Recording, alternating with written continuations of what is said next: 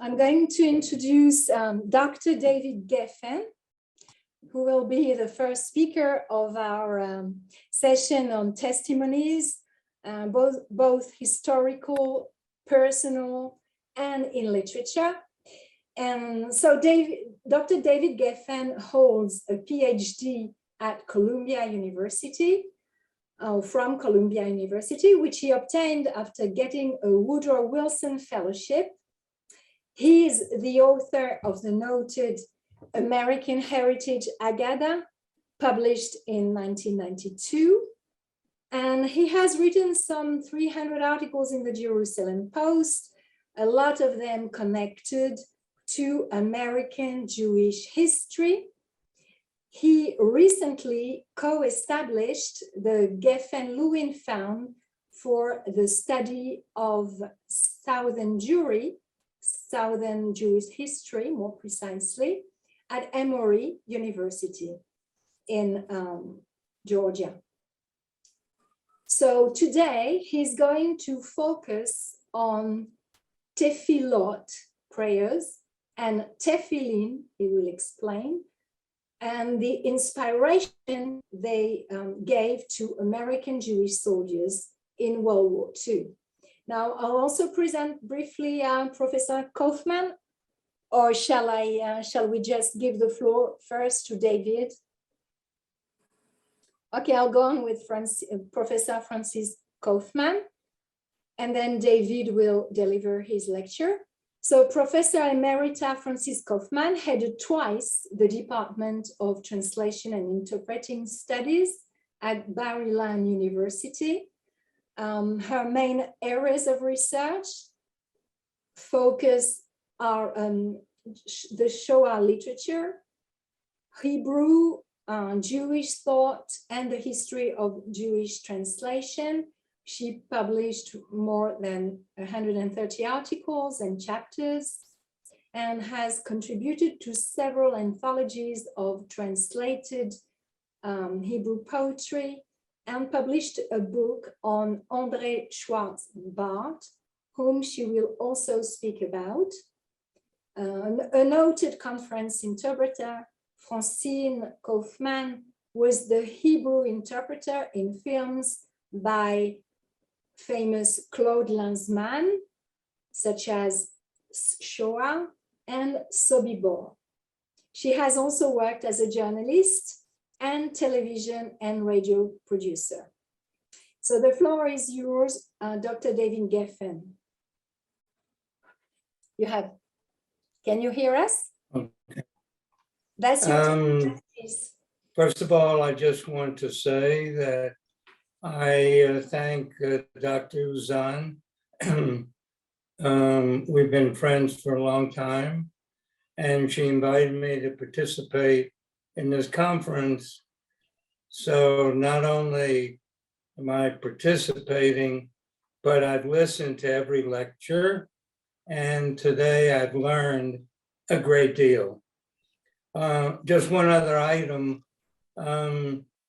The talk about various archives of Jewish soldiers in World War II.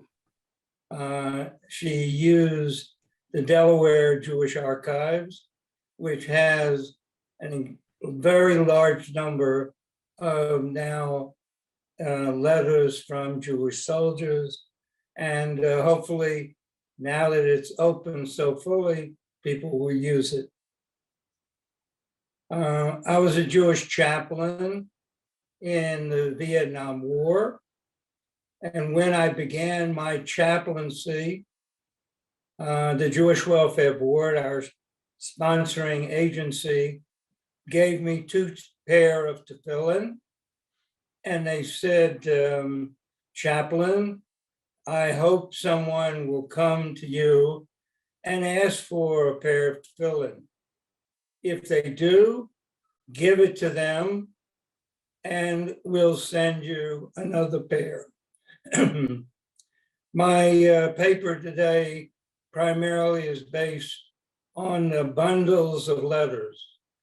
The letters in particular are of George Bader, letters he wrote to his wife and his daughter. Would you show the first slide, please?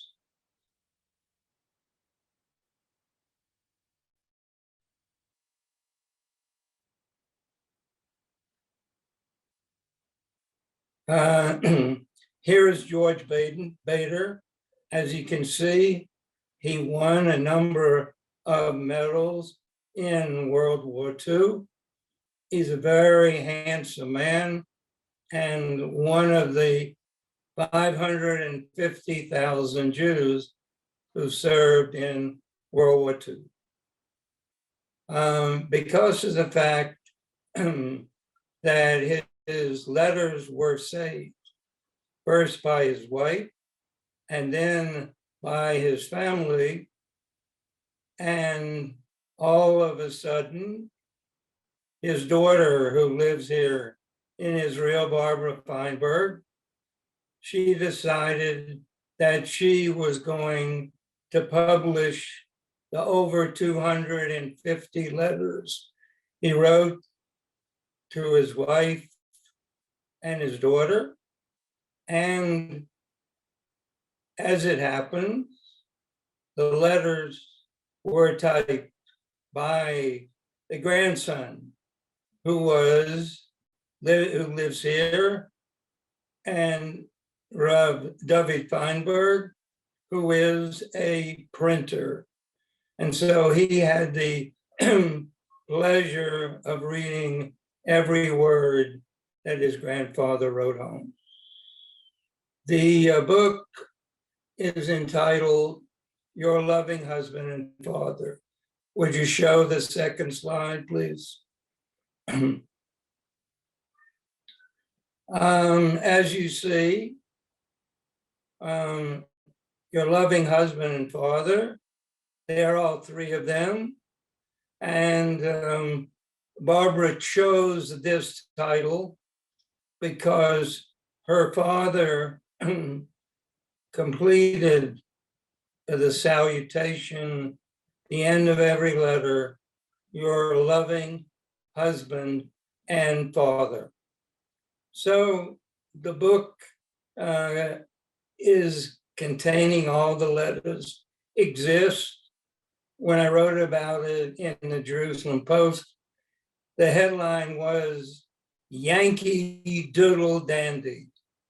And George Bader was not only a good soldier, but he was a very observant Jew.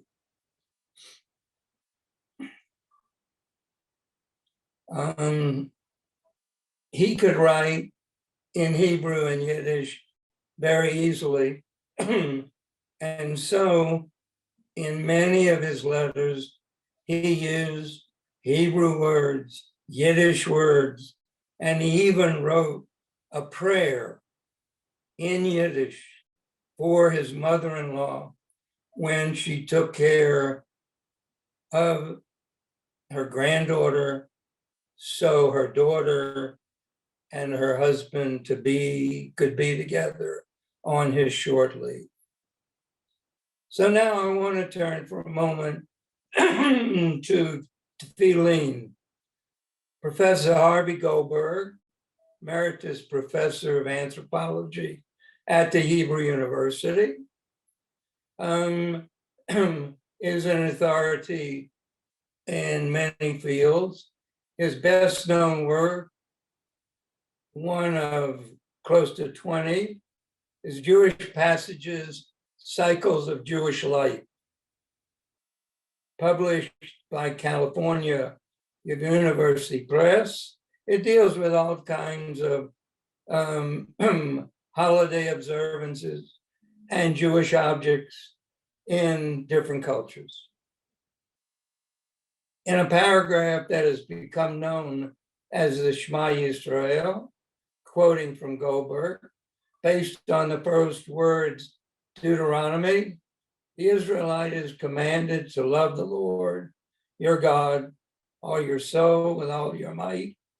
He is then directed to teach these things to his children, words, speaking of them when you're in your house, when you're walking by the way, when you lie down, and when you rise up. That is all times and places.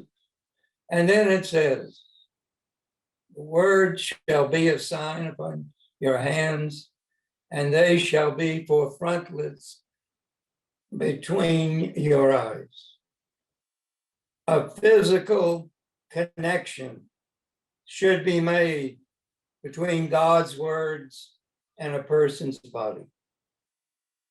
There is no specification, Goldberg points out, of what these should be, frontlets between your eyes and on your arms.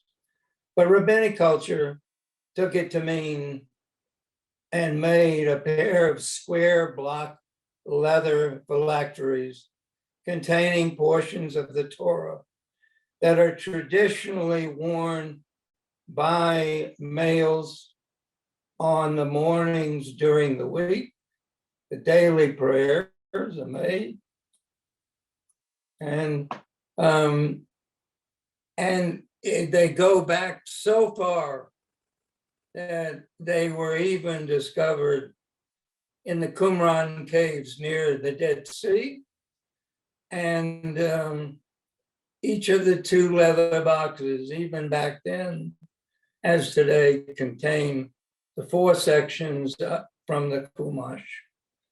Well, Bader, and in a moment I'll talk about a Marine and my father, Orthodox Jews, wore tefillin daily in War and Peace. And Goldberg points out what could be the reason. Tefillin thus appear to straddle the opposing thrust of Torah tradition, which place it in the hands of specialties, priests or Kohanim on the one hand, but most of all, encourage wide participation on the other. Well, Bader was, as you'll see in a moment, quite a individual, making sure he put on his tefillin. 10 years after the war was over, Jewish press in New York, a very large Anglo-Jewish paper, were having people write testimonies. So Bader was asked and he wrote, I'm a veteran of World War II.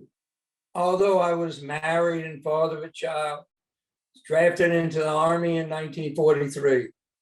When I left for the induction center at Fort Dix, New Jersey, I took my tefillin with me and I davened, cited my daily prayers with them whenever I was able to. I told my wife not to worry about me. God will help me and I will come home with my tefillin. My faith in the good Lord helped me to overcome many obstacles. I feel that having missed combat during the Battle of the Bulge saved my life. But when the war ended and I came home to my family, I had my tefillin with me. Bader was educated at Yaakov Yosef High School in Brooklyn. Daily, he put on his tefillin from the time he was bar mitzvah. When he first got married, he put on his tefillin before he went to work. So it's natural, he took his tefillin and talit with him to military service. The next slide, please.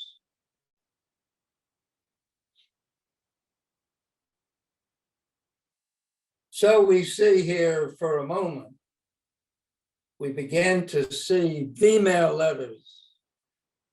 In the World War II, when a letter was written, photographed, and printed in a very small way, and then when it was sent, it took less space.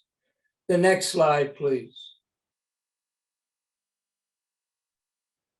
Well, here you see George Bader's letters, a few of them, of course. If you look closely, you'll see some are email and some are actually letters, which we assume he sent in envelopes. The next slide, please.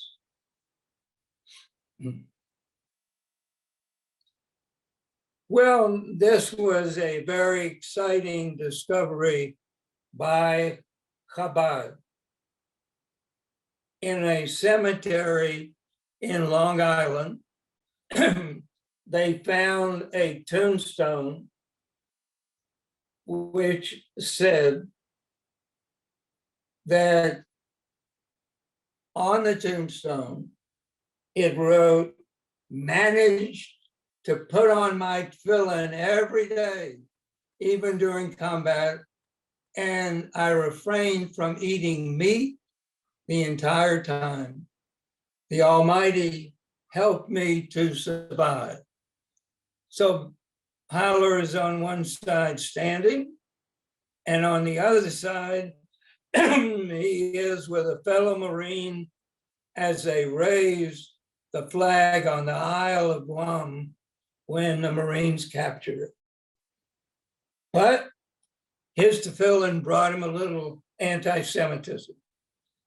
He gave an interview and he said, this is after the war, I put on my tefillin every day. One day, my fellow Marines stole my tefillin.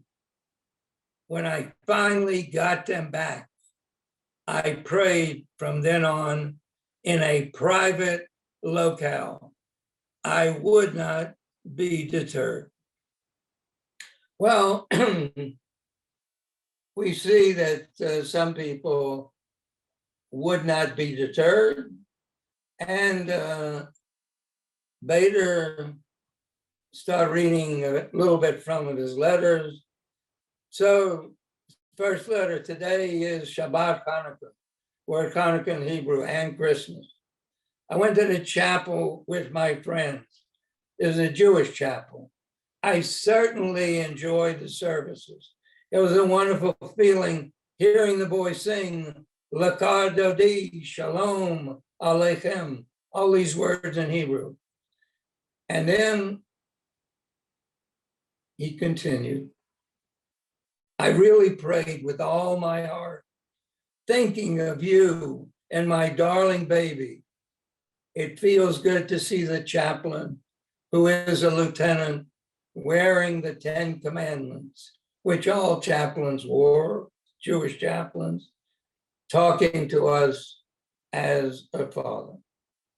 Well, when the services were over, the chaplain gave them all mezuzot, which they wore along with their dog tags throughout the entire war. Well, in America on Christmas and in the Army, no duty. Bader writes, at services I was given an aliyah, Levi, he's a Levi, and had a Misha Barak, a Hebrew prayer, made for you, my darling, and the baby. Bader had a very large family, and they wrote him many letters. He wrote them, he quotes them. But then we get the reality of observance. At chapel this morning, we had about 60 boys there. I and 3 others davened with tefillin. We had a nice service, and I find it a pleasure to go there. The chaplain goes away for a week. His assistant took care of the services. About 2 others and myself used tefillin. And here he sees what American Jews were at that point. The others daven like children who are only learning to daven. And now he wants to tell his wife something very important. Ruthie, I'm sorry to tell you that I don't daven in the morning because I just about make the morning formation in time. And then he reviews what has to be done. Have to make my bed, eat, go to the bathroom, sweep the floor. But I haven't failed as yet to pray every night before I go to sleep. Well, after his basic training, Vader goes down to Alabama, Camp Silbert near Birmingham, Alabama, and he was invited to the YMHA in Birmingham. He said, 2 women invite him. I'm very sorry, I don't travel that far. 35 kilometers, 60 miles. Then they invited him for the Seder. He said, if I can't be home with my family, then I'm going to go to the Seder where I'm stationed. And he added, and I did this too, people in the field, the chaplain will give me Passover food, which I can keep with me in the barracks. On to Bristol, London, England. Ruthie, aboard ship, we had Jewish services, had the honor of conducting them. I lit the candlesticks, also made the blessing over the wine. After the service was over, a major came over to me, shook my hands, and congratulated me. When George Vader wrote to his wife, mentioned putting on filling, he never experienced any of the threats that David Hollow, the Marine, had. When he broke his ankle in France and was in bed for a long time, he put on his filling in bed. And of course, he missed the Battle of the Bulge, and he was very happy about that. When he returned to his unit, they marched through Germany triumphantly in April, May 1945, and went through Dachau. He passed by Nuremberg, where the noted giant swastika had been destroyed. Discovered in research is the description by an American Jewish chaplain of the actual destruction of the swastika. American Jewish chaplain David Eichhorn held a small service with a Torah at the foot of the swastika. Imagine that. And then the general in charge ordered his troops blow up the swastika. This description appeared in the American Hebrew Weekly, May 15, 1945. The next slide, please.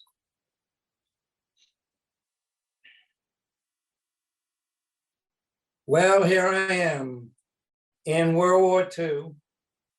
A lot of parents wanted their children to look like their husbands in service.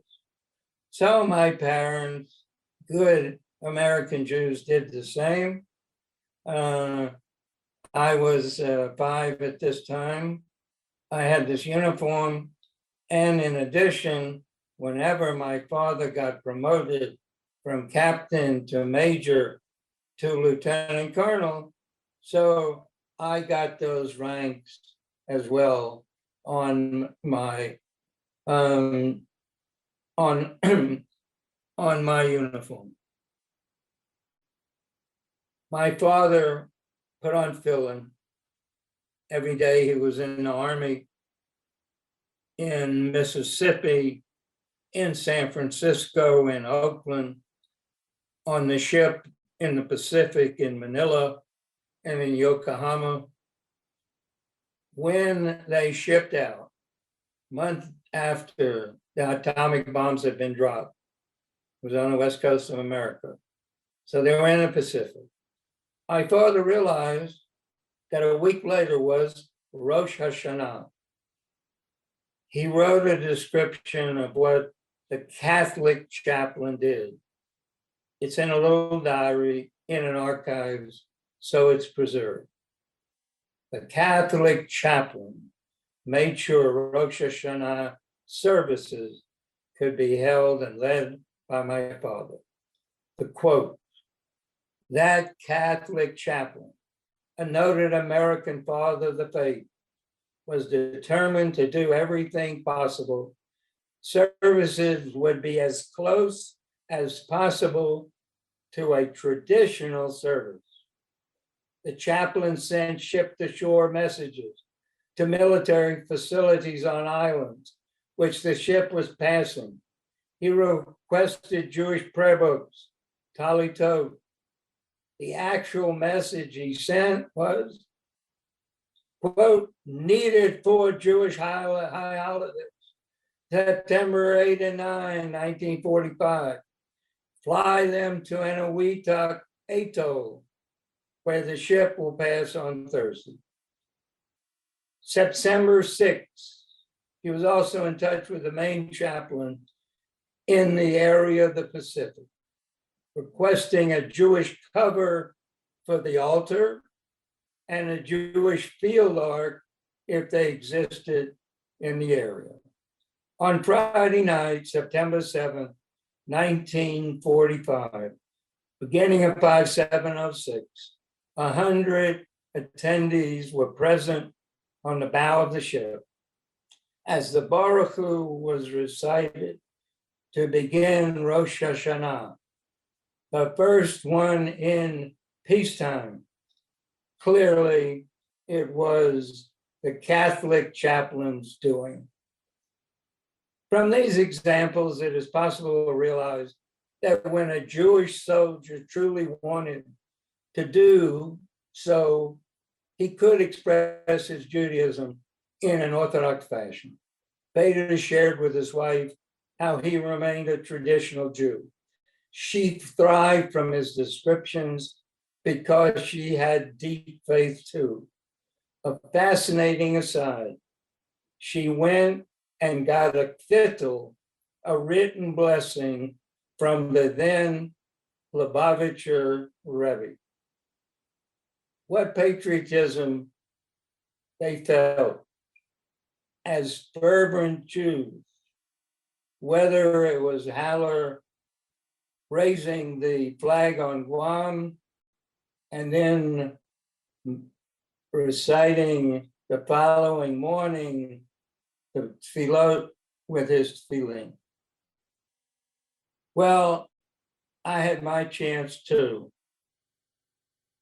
In 1966, 1967, when I was a chaplain, my commanding officer, Colonel Catholic Chaplain McMahon, sat on the other side of the commanding general of Fort Sill next to me at the Seder. I asked Chaplain McMahon, the Catholic chaplain, to bless our 300 Jewish men and women, soldiers present, which he did. It was especially meaningful since many already had their orders to go to Vietnam in artillery units. Thank you very much.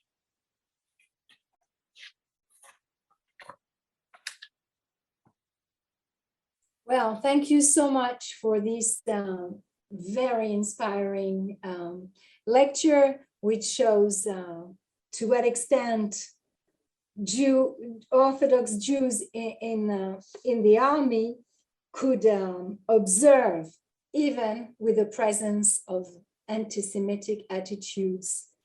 And thank you for this firsthand testimonies with your father. I find the evocation of Passover on a boat extremely fascinating. And I must confess that I also felt the same when during World War II, I came across such instances. And I said before, when American chaplains, not Jews, facilitated so much and even incited non-observant Jews to observe. I find this fascinating. Shall we proceed directly with Professor Kaufmann, or shall we ask questions? Yes, okay, great. So the floor is yours. Thank you, Françoise, and shalom to everybody. My talk will be very special because it is both personal and academic.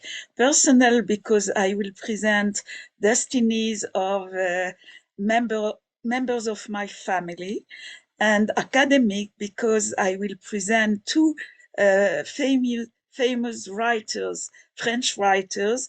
Everyone is Jew in my presentation because it is a subject. And sometimes I myself was astonished because I know more the Shoah side of them than the military side. And I was very astonished to discover how so many Jewish writers or members of my family were soldiers. I don't know what happens with the screen.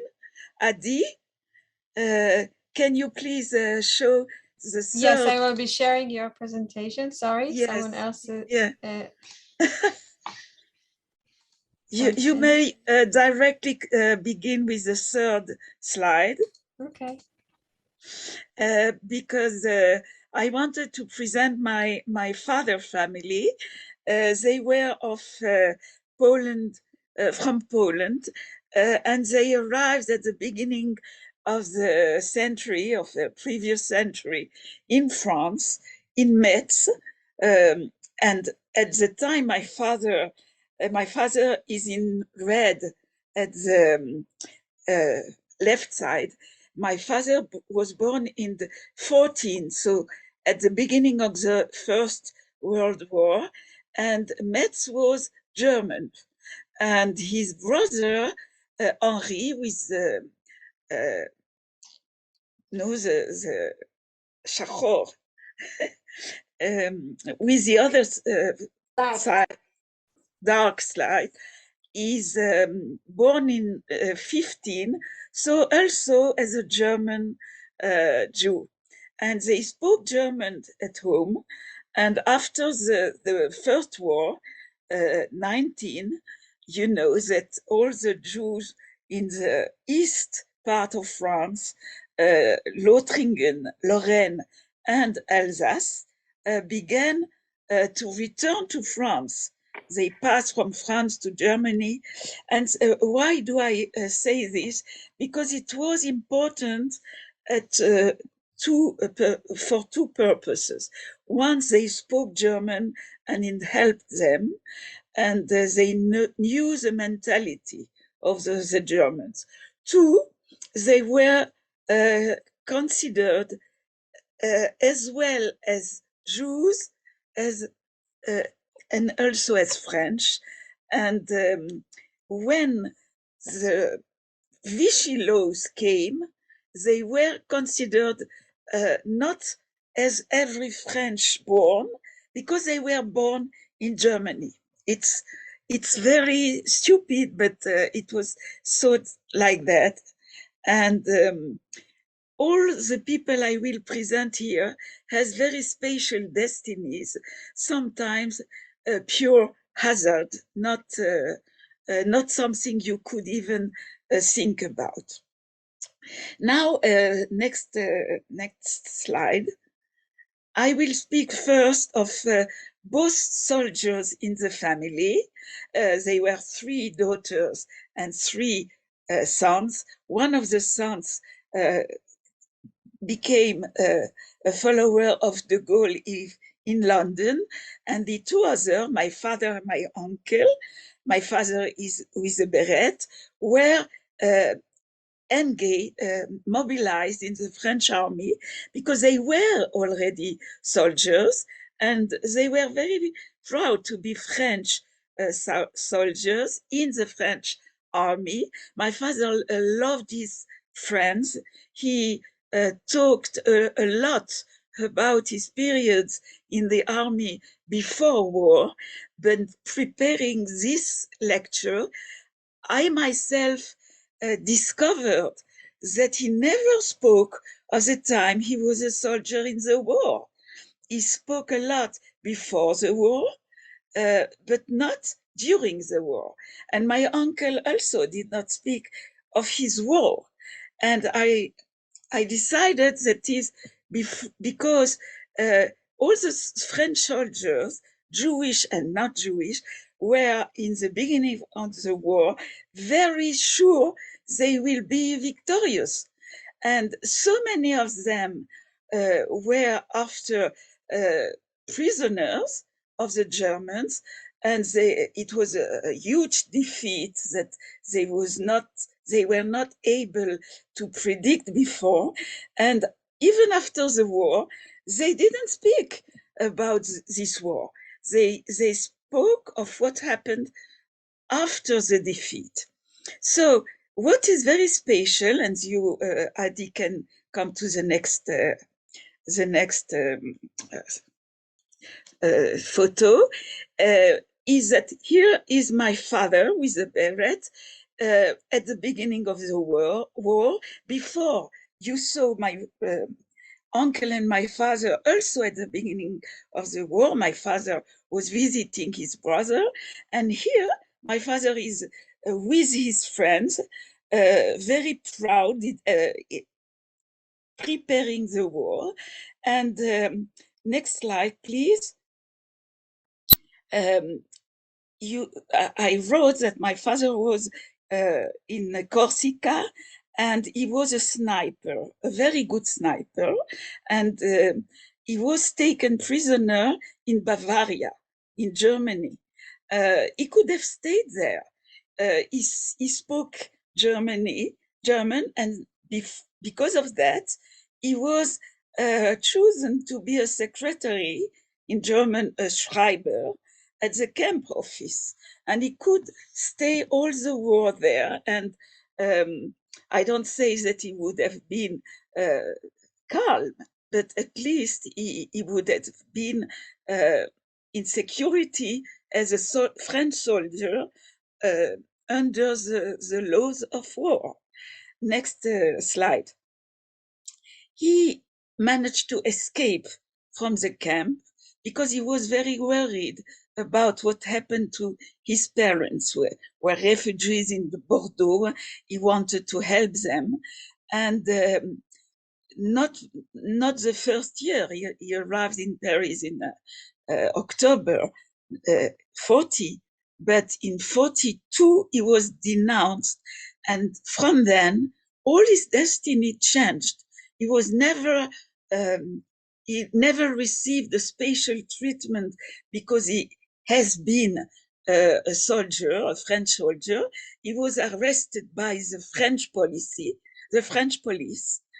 officially for Gaullist propaganda, but as a matter of fact, very soon he was taken to Drancy as a Jew, and he began his second part of the war, persecuted as a Jew and not anymore as a proud French soldier.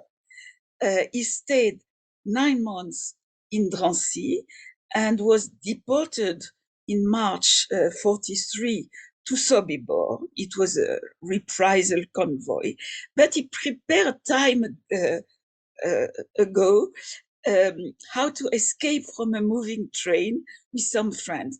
Next slide, please.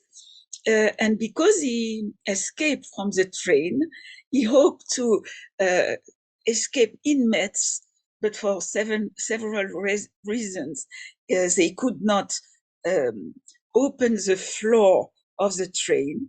They could do it only when the train was already in Germany. And all the group was caught. My father was in German prisons, tortured, beaten, and sent to Auschwitz, not as a Jew, on April 43, But as soon as he was in Auschwitz, he was recognized as a Jew and was saved from the gas chamber because he was selected to work on the Warsaw Ghetto camp. The Germans, next slide, the Germans wanted to use every wood, brick, values found in the ghetto, and then they built a camp in Varsaw. My father worked there, and when the Russians began to be close to Warsaw, all survivors were taken to Dachau. Dachau in Bavaria, in Germany. So you see, destiny. My father escaped from POW camp as a soldier, as a French soldier from Bavaria, returning to France, and he arrives at the end of the war in Bavaria, but in Dachau as a Jew. And hopefully the Americans arrive. Next slide, please. And he was liberated, and after the war, he wrote 2 books, not about the time he was in the army. He begins the books with Drancy. And so that's what I always heard when I was a child, the Shoah stories and never the army stories. Next slide, please. My father, as I told you, as a brother in the army, and this brother was also in a stalag, in a camp in Germany, but he didn't escape. And so he stayed all the war in Germany, first in this stalag, and after he was sent, because he spoke German, to a farm where the owner of the farm was soldier in the German army, and my uncle served as the man of the farm. I was even told that perhaps he has relations with the farmer, the wife of the soldier, but it is only gossips. What I know is that he came back from the war not so traumatized as were my father and other Jews. He was all the war treated as a French soldier and protected by the laws. You see, 2 brothers taken to POW camps and have it so different destinies. Next slide, please.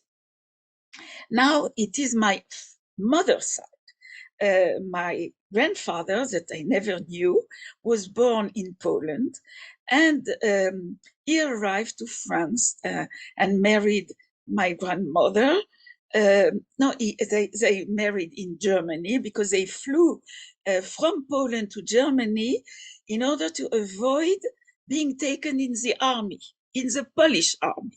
So you see, they didn't want, they were born in Poland, but did not want to be soldiers in Poland. But when, after being in Germany, they arrived in Metz, they saw that they were in the land of liberty, fraternity, and good land for the Jews. And my grandfather was very, very proud to be French and a French soldier. And when the war began, here is my grandfather at the beginning of the war. He was mobilized, wanted to fight, but they found it too old. He was aged 41, and he was the father of five young children. So he was sent back. And here is the end of his military history in the war. And another story began, and I have no time to tell it. It is linked to resistance because my mother that met my father in Drancy when she was taken there could be liberated in 42. It was still a year where French-born Jews were not killed, and she arrived back to her family, entered the resistance with her sister, and so all the family was involved in the resistance, and my grandfather helped to forge false papers and to fighters of the Jewish resistance. It was a Jewish communist resistance linked to FTP, French soldiers, but also the Jewish LTP. And my grandfather was one day arrested, and as a Jew, he would have been brought to a Jewish camp. But what happened? He was tortured and shot by the Germans, and the French police wrote in the register that it had not spoken. So we discovered that a lot of resistance fighters, the same day of 24th July 44, were also persecuted, found, tortured, and shot. And my grandfather was then described as a soldier of France, because the resistance of FTP was at that time considered as soldiers. And so you see at the right of the dia, you see in the synagogue of Metz a panel with French signs and the Magen David, and this is the list of all the Jewish soldiers who felt as combatants, as fighters, as Jewish fighters. So it's a little crazy, this story, because my grandfather was proud to be a soldier, but he didn't combat. But as you see, you can please see, show next slide. He was considered both by Jews, and you see Rosenberg Moshe. Now I gave more a bigger slide so that you can see his name. In the synagogue, he's considered Rosenberg with a Z, and Moshe, and the slide of Yad Vashem is written by me, but there are other daf ed written by my family. And next slide, you will see that Rosenberg Moshe was in Fontaine, which is the little village where he was found and tortured and discovered by the French police, and it was written that he has not spoken, and his name was written on the wall of the victims of the war. And you see his name at the right above. It's Rosenberg Moïse. Is a French version. So that is the story of my grandfather, the only one who is considered as dead for France, and his children were considered as pupil. I don't know how do you say pupille de la nation, children of the nation. And you can go to the next slide. Now you will ask yourself what this slide is like, because it's not soldiers. They are not soldiers, but in red, you see my uncle, the son of my grandfather, shot by the Germans. This young boy, he was under 20, succeed with his cousin to pass the line between France and Switzerland, and he could stay there, but was taken into many camps. This is one of the camps, and I managed to read the diary of my uncle. And in this camp, he says that the day of the Bastilia, the 14th July, which is National French Day, they had in this camp a French ceremony, and he was invited to read a poem he wrote, and he was felicitated by the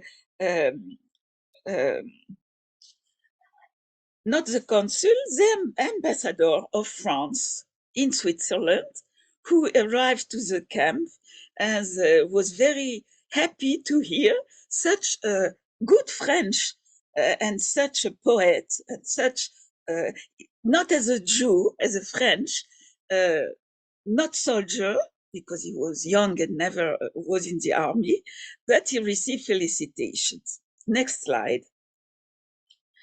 Next slide. Yes. Here in the camp, my uncle and and his cousin were asked if they want to come back to France. They say yes, but it was a condition. They had to enter the army. That's why my uncle is in this presentation.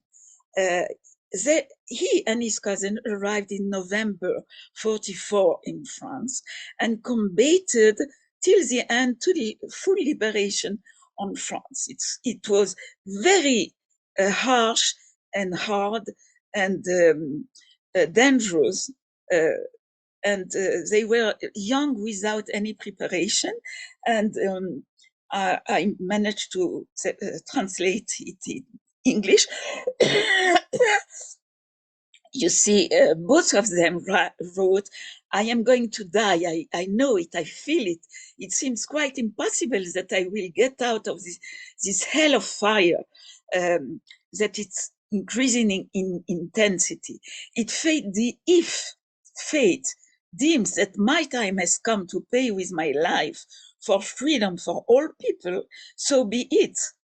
I am proud to fall here in the midst of all these brave men who are driven by the same desire to win. What we need is to win until the end. The Kraus, the Bosch, the Germans, must be defeated, Nazism destroyed, Hitler's army reduced to impotency.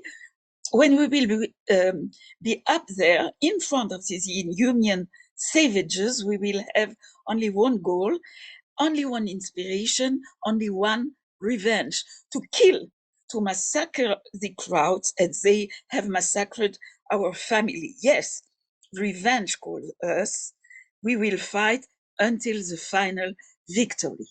So you see, it was published in a Jewish resistant journal, and yet he writes more they write more as French soldiers, but you see that revenge about massacres of their family stayed Jewish. My uncle discovers that his father was killed some months before he was a fighter in the French army. Next slide. I have still time. I have not a lot of time. Now, yes, 5 minutes. Here is André Schwarz-Bart. André Schwarz-Bart is a very big writer, known for his book, The Last of the Just, Le Dernier des Justes. He won the Goncourt Prize in 59, and he was well known for his writing, but not so much as being a resistant, but also a fighter in the French army, because in the Last of the Just, there are almost no fights from the Jews. The hero, Ernie Levy, hero of the book, is in the French army because he wants to give his family certificates in order to save them because they are Polish Jews in France. They want, the hero of the book want to save them from deportation, and he writes to them, I am not fighting, I am, je suis juste un brancardier. He was helping wounded soldiers, brought them to the medical service. So he was not killing. But I have learned that Schwarz-Bart, next slide, please. Schwarz-Bart, when he joined the resistance, was tortured in Limoges.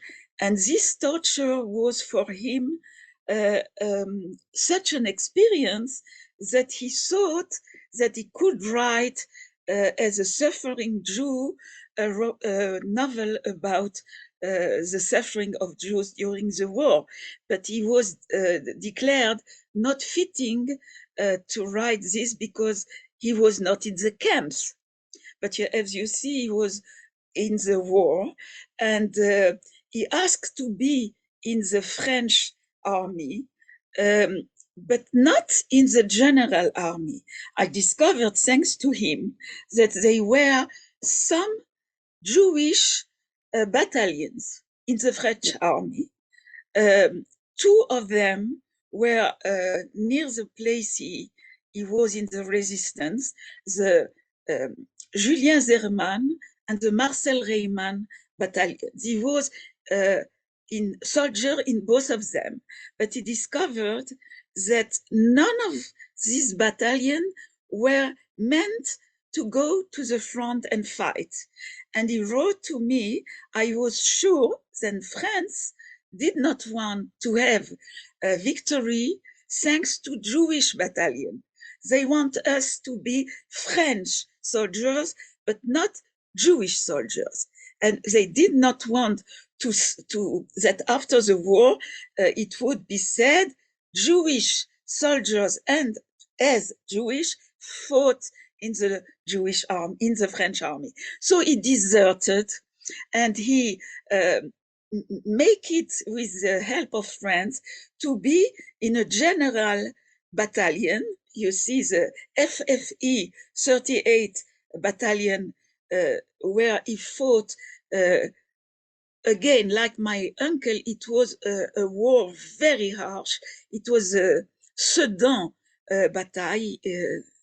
If you have heard of the Sedan, long stay of the soldiers, and he managed to survive. But then he has heard that deportees are coming back from camps, and he went to the commandant and showed that he was only 17, really 17. He was born in May 28, and he asked to be released from the army in order to go and see if his family came back from the camps. And he received a certificate that he fought 2 years in the French army, because the resistance was also considered as French fighting. And he received even a veteran scholarship in order to learn for the baccalaureate. It's too long to say everything, so I'll take 2 minutes more to speak about another soldier, another destiny, very crazy. And next slide, it is the destiny of Benjamin Fondan. Benjamin Fondan is a Romanian poet. He was well known in Romania when he left for France in 1932. And you can go to the next slide, please. When he arrived to France, he was not immediately naturalized. You see, he arrived in 1923, and he was naturalized in 1939, some months before the war, the outbreak of the war. He received the French nationality, and so he was drafted into the French army at the beginning of the war. He was considered too old for active service because he was age 41, but he has no children. And so when the war get wrong, he was really called under arms, and he fought. And as a literary critics, I read his poetry about this time, and he made a very moving comparison with Exodus. It was a name given by French people to the migration of civilians in France, where the German army was really getting victory in France. So it was the Exodus, where all the civilians were fleeing, but also the army. And for the army, it was called the debacle, the defeat, the great defeat. And like my father and my uncle, Fondan was captured by the Germans in June 40, and he was taken into a German camp as a prisoner of war, but not in Germany, in France. And he managed to escape captivity, recaptured a short time after that, but because he had appendicitis and almost died from a sickness, you see, as destiny is crazy, he was transported back to Paris, and from the hospital, he was sent back at home. Next slide. He was back at home, but at some moment, he and his sister, Lynn, his sister was not a French citizen. He was French from 39, but more of that, he married a French Christian woman. So he was considered as a spouse of Aryan French citizen. And he could have flee or been released from Drancy, but he decided to stay with his sister Lynn, who was Romanian, and both they were sent to Auschwitz-Birkenau in the same train. We do not know what happened to Lynn, but we know that he was selected for gas extermination in October 44.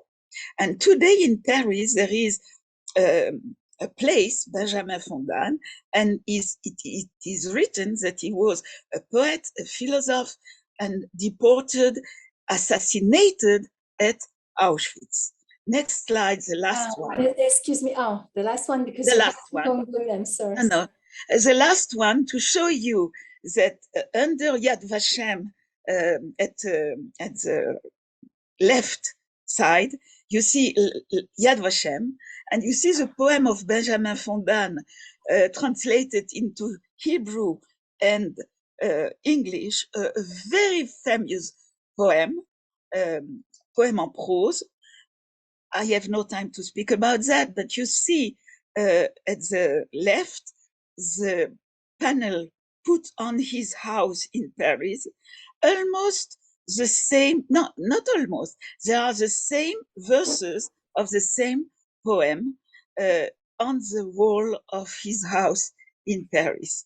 So another destiny of fresh French man, French citizen, soldier in the French army, and exterminated in Auschwitz as a Jew. Thank you. Well, thank you very much. It was too long. Well, you achieved what you wanted. You expressed yourself in English, and thank you. A lot of questions, I am sure, because at least I have many, because you really provided not only a moving but very inspirational lecture. And what struck me in particular is what you said during the commemoration. I think it was your grandfather at a commemoration, he was labeled victim of the war, and the Jewish identity was not mentioned at all. And that I experienced several times in many celebrations. No mention of being Jewish was ever done. So you die as a French. It's a Jew who dies, but he dies for France. Mort pour la France. Yes. Mort pour la France. And the second thing is, you mentioned Fontaine, Isère. You probably can develop that if we have time, if we don't have too many questions. As you know, Isère was a department, a French department, when where the Maquis, la Résistance, the resistance was very strong. And so I'm sure you have more details about that. What do we have? Do we have questions? And also, since I see that David Geffen is back, I also have questions for him. And one of them is, speaking of David, of Bader, his first name is not David. Private Bader, I guess. He wore tefillin during the war. We saw how in spite of all the hurdles, he clung to his orthodoxy. But I wonder, that is not connected to orthodoxy, which you actually described very well. Did he actually encounter Holocaust survivors who were called then displaced persons? And if he did, where? And did he do like many GIs and chaplains did actually, he helped them? Do you have any reference to that? In May 1945, he was with his unit going back and forth between Germany and Austria. He didn't want to tell his wife a lot which he saw. So it's surprising he doesn't have much, but what he did do is very moving. He had seen, and he mentions, survivors as skeletons. He was in Germany then, and they moved over to Austria. He's sitting at a table with some of the other soldiers who were not Jewish, and a young man comes and approaches him and asks him for some food, etc. And then he realizes that across the street on the corner is a restaurant. He goes into the restaurant and he sees, this was an Austrian who owned it, there's plenty of food. So he went outside and he said to survivors, come on in and eat here. And then when he left, he said to the owner, give anyone who comes who wants food, give it to them until you run out. So Gemilut Chasadim was a very beautiful moment for him.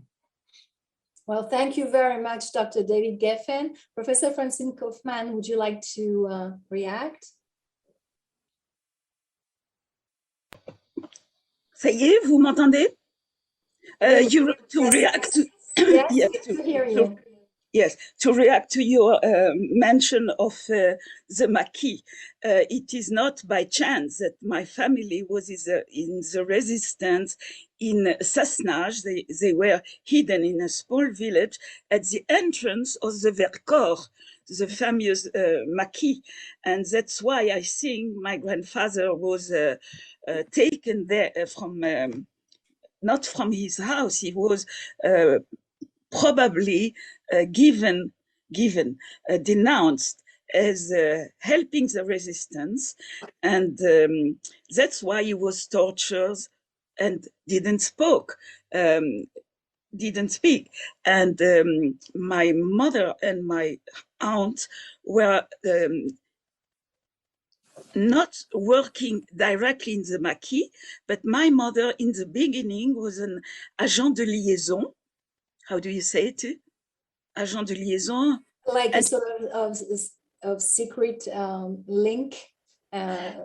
She brought from Grenoble. Grenoble was a big town under the maquis of the Vercors. I will put it because of the light. She received from the resistance rifles and pistolets and a lot of arms. She was 17, very beautiful.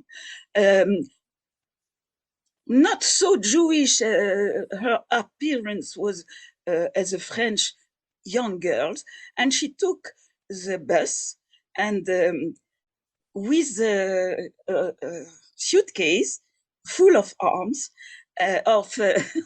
rifles, and she get out upside in the mountains, in the maquis. She gave all the arms to the maquis. And one day the bus was stopped and all people were asked to go down the bus and with their suitcases. And she spoke German, the same story that my family that helped. And she said, oh, it was so difficult to close this broken suitcase. Can you help me take it down? And the young soldier asked in German what to do with the young girl. The German captain said, well, don't open it. She's only a girl, a child. And so she escaped. But of course, they were in a strong relations with the maquis. But once she had problems of leukemia. It passed after, but she was fainting, and the resistance decided that she cannot anymore go to the maquis, because if someone opened her suitcase where she's unconscious, it may be so dangerous. And when my grandfather was shot, all the family was taken by the resistance, the grandmother to Grenoble, and the two fighters, my aunt and my mother, to Lyon. They didn't stay in Sassenage and near the Vercors. That is shortly what I have to say. Thank you very much for this moving testimony. I wonder if we have reactions, questions. Sarah, did you say something we have to relate to? There's only the chat from Professor Yitzhak Kerem, which has already been responded to by Professor Kaufmann. Okay, so what I'm actually very happy that we had the opportunity to gather other personal testimonies and other testimonies that can enrich what is now called microhistory. In fact, in working, in trying to write the rationale for this symposium, Galit and I, and Professor Stauber, and actually also and Professor Goldin, we saw that the need of testimonies was very important. And thank you, David, for having mentioned the Delaware Historical Society. And I take this opportunity to thank Gail Pietrzik, who is the archivist there, and who gave me the opportunity to handle letters, if only virtual. And I do hope that more and more families will give letters, both in France and both in America and also in other countries, because we really need those letters. We really need those diaries also. We really need this raw material, even though we know that letters were censored. and that soldiers could not say everything they wanted. They couldn't say from where they were writing, and a lot of things were kept secret or erased by the censor.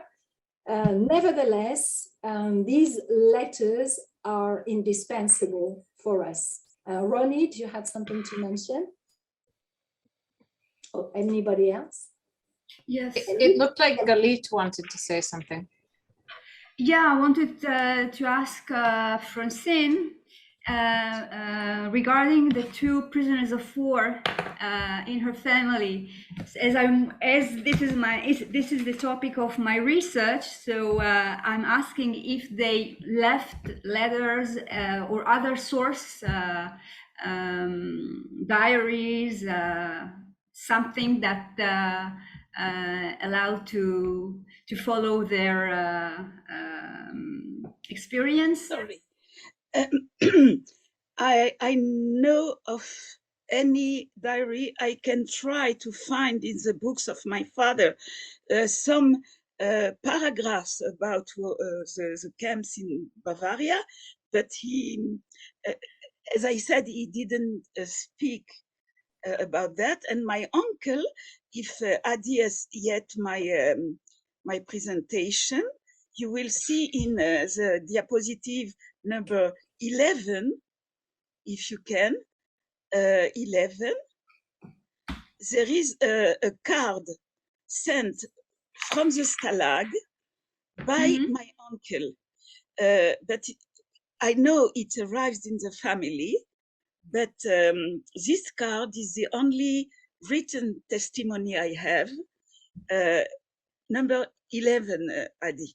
And there is an address, and the address of the family in Paris, cousins of my family. I shall try to find something. If I can find, I'll send to Françoise Ouzan, that I forgot to thank so much, because without her, I would not have been in this symposium. And I was so afraid to speak English. You did well. Thank you very much. Difficult to decide to say yes, but good. Yes, go ahead, Francine.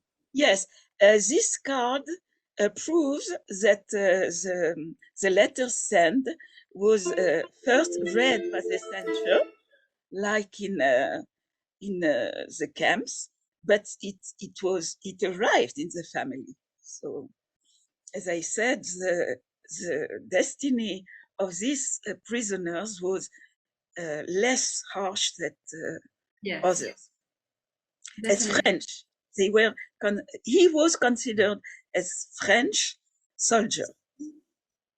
I also take this opportunity to ask everyone who has family who was in the service, in the American army, and who wrote letters, whether women, because I didn't speak of women because I chose to focus on service men, but that also is very important. If you have letters, diaries, or anything that can be memories from World War II, I am also very interested, and I'm sure we all are. I think we can close this because it's 8 o'clock and that was our deadline. We can close this session, and thank you for these first-hand testimonies and all the aspects of Jewish identity that you very nicely and very much into detail pictured and described for us in a very lively fashion. Thank you all, and thank you for listening to us.